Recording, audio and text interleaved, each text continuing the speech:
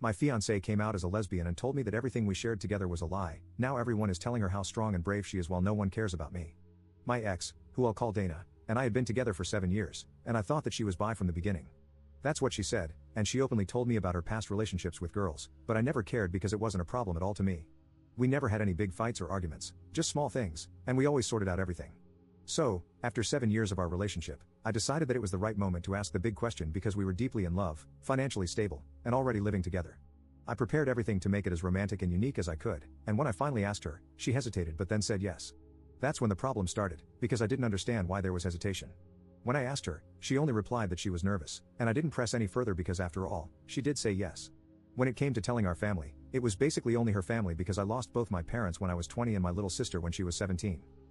We told this to her parents and our friends, but even here, some things were off because her parents were faking happiness, and I didn't understand why, while our friends were super happy and were already suggesting ideas for our wedding. 4 months passed, and we were planning our wedding when the day arrived. I came back home from work, and she was waiting for me with her bags ready. I asked her what was going on. She told me, "Listen, I know this is going to be hard for you, but I'm not bi, I'm a lesbian. My parents have known this for 2 years, which is why they weren't happy and were faking it. Please, I beg you, don't make this difficult. Just let me leave. Don't cry, don't beg me, and don't scream. Let's handle things like adults." Then she drove away. I stood there on my feet for about an hour in shock because I couldn't believe it. We went from planning our wedding to Dana coming out as a heartless and cold girl that I couldn't recognize. The worst thing is that 3 months have passed since that day, and literally no one has ever texted me or called me to ask how I was, if I was fine, or if I needed something. Not her parents, not her, since she also blocked me that day, and not even our friends. No one gives a damn about me at all. In these 3 months, I've been hospitalized 3 times because I lost extreme weight and have insomnia. I just work and come home, nothing else. While everyone is praising her for coming out, applauding her for finally realizing she was a lesbian, and celebrating her courage to be herself after years of struggling to find her true identity. Right now, I'm not even capable of being mad. I'm just in disbelief about what happened, how fast it all happened, and that no one gives a damn about me because her coming out is considered more important than her ex. Screw them all. Edit. I hope to come here again in a few months and read all this again and believe you, but right now I can't. You all seem like good people and sincere, but believe me, as much as I want to trust you, I simply can't right now. Nevertheless, I want to thank you all anyway. I'm not okay, and the 3 times I was hospitalized, I tried to unalive myself, but I'm not even good at doing that. For 3 months, I've been thinking over and over again if I was the problem, what I could do better, what I did wrong, but nothing changes.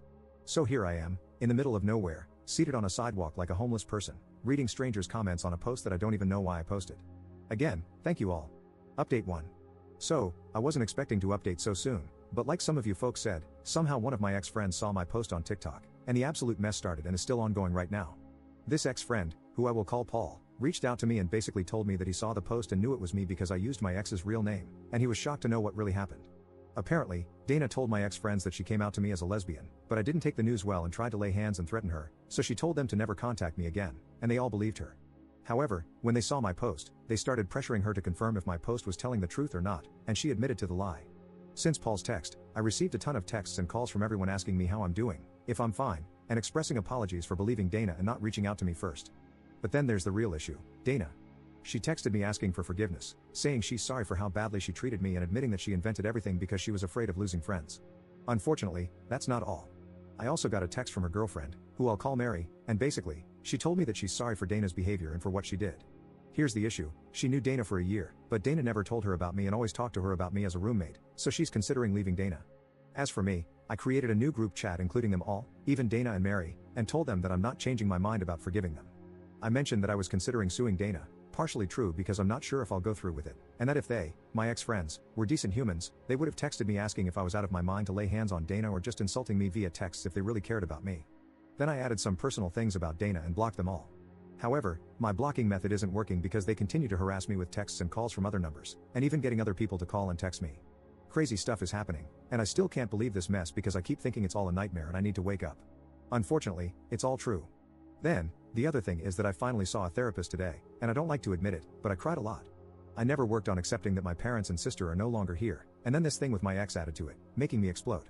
So, it's going to be a very long journey, and I hope to reach a point where I feel better. So, that's all for now, and I hope to update you not as quickly as now but when I'm feeling better. Thank you everyone.